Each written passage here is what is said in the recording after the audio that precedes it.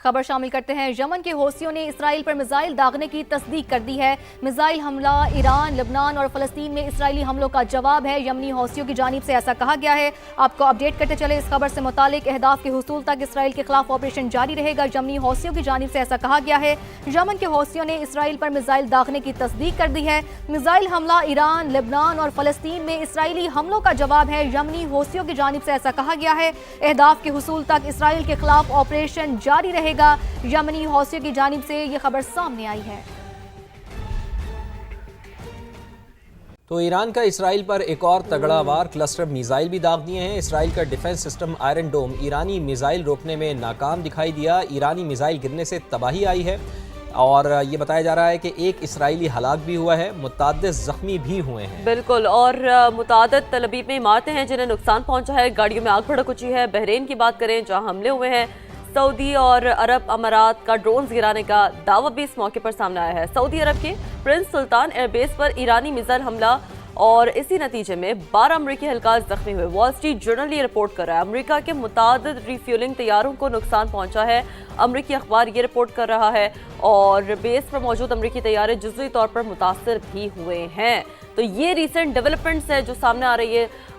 Israel और America के भी ईरान पर हमले जारी है, यानी कि सिचुएशन बढ़ती जा रही है और ज़्यादा जो है वो गंभीर होती जा रही है।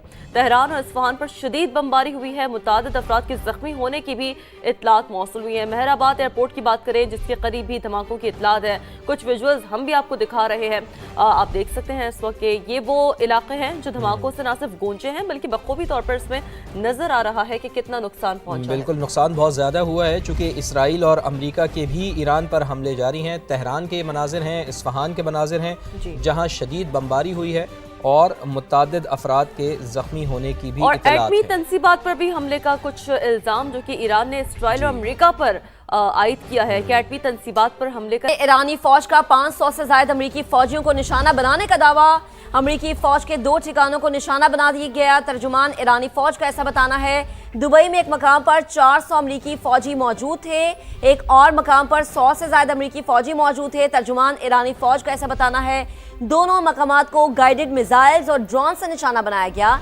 एम्बुलेंसेस कई घंटे तक लाशों और जख्मियों को निकालती रही। तर्जुमान ईरानी फौज का ऐसा बताना है। ट्रंप को समझना होगा ये खित्ता अमरीकी फौजियों का कब्रिस्तान बनेगा। ईरानी फौज का 500 से ज्यादा अमरीकी फौजियों को निशाना बनाने का दावा। तर्जुमान ईरानी फौज के मुताबिक अमरीकी फौज के 2 ठिकानों को निशाना बनाया गया है। दुबई में एक मकाम पर 400 अमरीकी फौजी मौजूद थे। तर्जुमान ईरानी फौज ने यह भी बताया कि एक और मकाम पर 100 से ज्यादा अमरीकी फौजी मौजूद थे।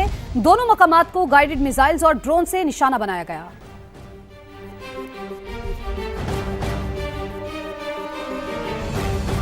अमन के लिए भरपूर कोशिशें, पाकिस्तान ने ईरान को एतमाद में ले लिया। वजीर आजम शहबाज शरीफ और ईरानी सदर का टेलीफोनिक राबता हुआ। दोनों रहनुमाओं की 1 घंटे से ज्यादा गुफ्तगू हुई।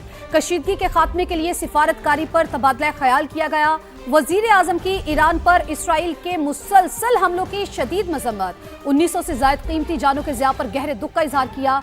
ईरानी अवाम के साथ पाकिस्तान की मुकम्मल यकजहती और हिमायत का इयादा किया। वजीर आजम ने मसूद पिज़ेशकियान को मुज़ाकरात के साज़गार माहौल के लिए नायब वजीर आजम और फील्ड मार्शल के अमरीका, बरादर खलीजी ममालिक और इस्लामी ममालिक के साथ जारी सफारती राबतों से भी आगाह किया। कहा इज्तिमाई कोशिशों से ही कशीदगी के खात्मे की मौसर राह निकलेगी। इसी पर बात करने के लिए senior anchor person Nadeem Malik साहब हमें ज्वाइन कर चुके हैं। मलिक साहब, बेहद शुक्रिया वक्त देने के लिए। इस वक्त खित्ते की जो सूरत हाल है और उस सूरत हाल में ये राबता 1 घंटे से ज्यादा गुफ्तगू, इंतहाई अहम राबता हम इसे कह सकते हैं। जी, बहुत अहम है और पाकिस्तान का रोल भी काबिल सताइश है। पाकिस्तान के पास इस वक्त एक बहुत ही यूनिक पोजीशन है। पाकिस्तान अरब दुनिया के साथ भी इंटरेक्ट कर रहा है, पाकिस्तान अमेरिका को भी इंगेज कर रहा है और पाकिस्तान ईरान के साथ भी राब्ते में और कोशिश कर रहा है कि तमाम जो फरीक हैं इस तनाज़े के उनको एक ऐसी जगह पर लाया जा सके जहां बजाय ये कि किसी को बहुत ज़्यादा नुकसान हो जाए और बहुत ज़्यादा हज़ीमत उठाना पड़े, उसकी बजाय एक ऐसा रास्ता निकला है जिसमें सारों को फेस सेविंग भी मिल जाए और बहुत ज़्यादा जो जानी नुकसान है ईरान का उससे भी बचा जा सके। इस वक्त सूरत हाल थोड़ी सी मुश्किल इसलिए है कि जो यूएस प्रेसिडेंट ट्रंप है वो एक इसराइली जंग को परसू करते हुए इस इलाके के अंदर आए हैं, लेकिन उनका स्टाइल इतना अनप्रडिक्टेबल है कि वो कुछ भी कहने से वो गुरेज नहीं करते। وہ کبھی MBS کا نام لے کے کچھ بھی کہہ دیتے ہیں, کبھی ایرانین لیڈرشپ کا نام لے کے بھی کچھ کہہ دیتے ہیں.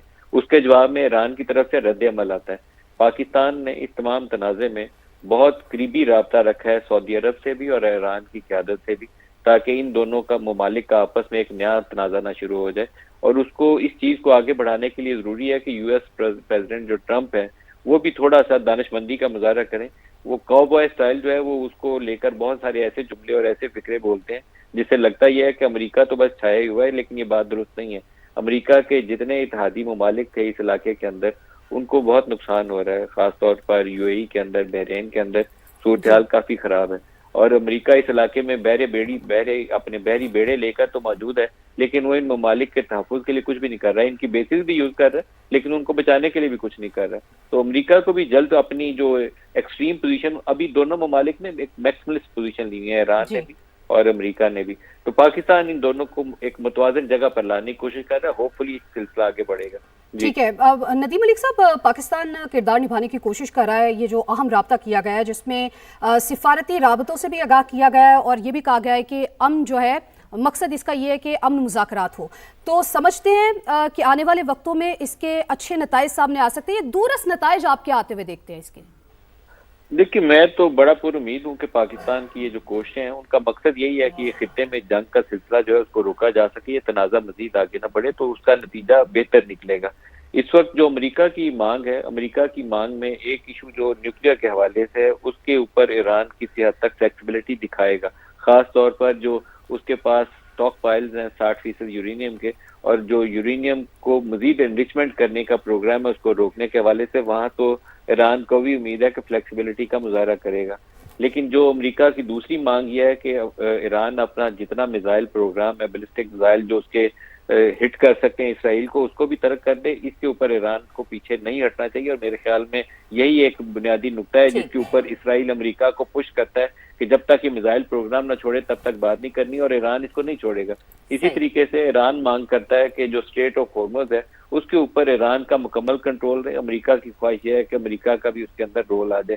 تو یہ 2-3 ایسے ایشوز ہیں جس کے اوپر فلیکسیبلٹی دونوں کو دکھانی پڑے گی. اسی طریقے سے ضروری بھی ہے نا, کیونکہ خطے کا عام اسی میں ہی چھپا ہوا ہے. بے حد شکریہ, آپ ہمارے ساتھ موجود تھے, گفتگو کر رہے تھے. پاکستان کی کامیاب سفارتکاری عالمی توجہ کا مرکز. ایران اور امریکہ کو میز پر بٹھانے کے لیے بڑی مشاورت. ترکی, مصر, سعودی عرب اور پاکستان کے وزرائے خارجہ کا اہم اجلاس کل اسلام آباد میں ہوگا. حقان فیدان, فیصل بن فرحان اور ڈاکٹر بدر نائب وزیر اعظم اسحاق ڈار کی دعوت پر پاکستان پہنچیں گے. اسی بارے میں مزید بات کریں گے. ٹیکا خان ثانی نے ہمیں جوائن کیا ہے. ٹیکا, اس حوالے سے بتائیے.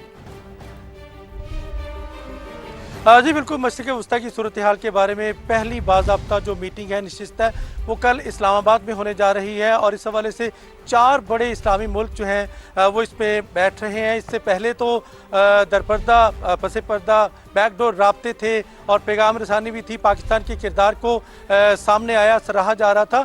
تاہم اب پہلی مرتبہ یہ اوپن ڈائیلاگ ہونے جا رہے ہیں مشرق وسطیٰ کے حوالے سے, جس میں یقیناً آپ نے جیسے کہا کہ وزرائے خارجہ اس پہ بیٹھ رہے ہیں, خاص طور پہ سعودی عرب کے شہزادہ فیصل بن فرحان, اسی طرح ترکیہ کے حقان فیدان اور مصر کے ڈاکٹر بدر عبد آتی. اس میں پاکستان جو ہے وہ میزبانی کر رہا ہے. اسلام آباد میں یہ نشست ہوگی, اور اس کے بعد نہ صرف یہ مذاکرات ہوں گے بلکہ تمام سٹیک ہولڈرز کے ساتھ ملاقات ہوگی, جس میں میزبانی جو ہے وہ پاکستانی وزیر خارجہ اسحاق ڈار جو ڈپٹی پرائم منسٹر ہیں وہ کر رہے ہیں. وہ بھی اس نشست کا حصہ ہوں گے. 4 بڑے اسلامی ممالک جو ہیں وہ بیٹھ رہے ہیں اسلام آباد, اور پوری دنیا کی نظریں اس وقت پاکستان کی طرف ہیں اور پاکستان کے کردار کو سراہا جا رہا ہے. جیسا کہ آج وزیر اعظم شہباز شریف سے ایرانی صدر ڈاکٹر مسعود بخشیان کی جو بات ہوئی ہے, رابطہ ہوا ہے, یقیناً آپ ہمیں اپڈیٹ کر رہے تھے. بہت شکریہ آپ کا.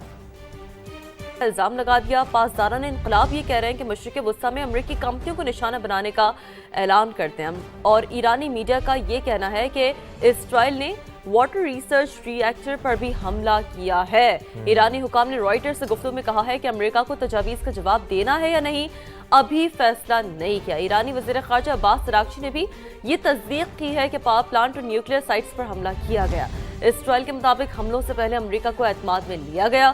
ताज़ा हमले अमरीकी सदर के दावों के बरक्स हैं। बिल्कुल, और इसके साथ साथ आपको ये भी बता दें कि ईरान के बोशहर न्यूक्लियर पावर प्लांट और खंदाब हैवी वाटर प्लांट पर भी हमला हुआ है। बोशहर का रिएक्टर महफूज है, ताबकारी का अखराज नहीं हुआ। आलमी तवानाई एजेंसी की जानिब से ऐसा बताया गया है। खंदाब वाटर प्लांट से भी ताबकारी की इत्तलात नहीं है। आलमी तवानाई एजेंसी की जानिब से भी ऐसा कहा गया है। सूरत हाल पर मुसलसल नज़र रखे हुए हैं।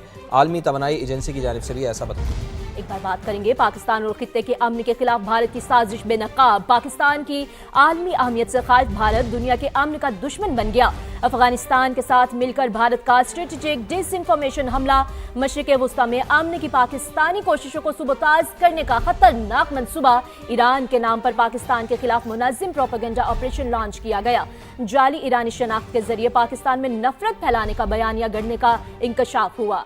INN, ईरान न्यूज़ और ईरान टीवी जैसे गोस्ट अकाउंट्स से डिसइंफॉर्मेशन फैलाई गई है। पाकिस्तान पर अमेरिका के लिए तेल तरसील का झूठा इल्ज़ाम लगाकर नफरत अंगेज प्रोपेगेंडे को बुनियाद फराहम की गई। ईरानी शनाख्त रखने वाले दर्जनों अकाउंट्स भारत और अफगानिस्तान से ऑपरेट किए जा रहे हैं। पाकिस्तान के खिलाफ मसनूई ईरानी रद्द-ए-अमल अफगानिस्तान से ऑपरेट अकाउंट्स के जरिए फैलाया गया। अफगान नेटवर्क को बतौर प्रोफाइलर्स इस्तेमाल करने का सबूत भी सामने आ गया है, जबकि भारतीय डिसइंफॉर्मेशन हमले का मकसद